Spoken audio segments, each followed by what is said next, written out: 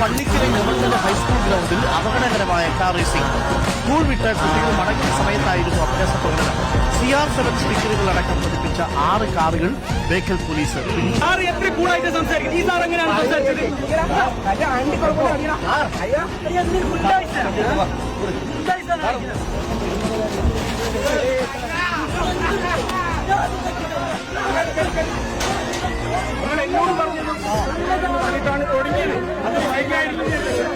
പൈസ ചെലവിട്ടിട്ട്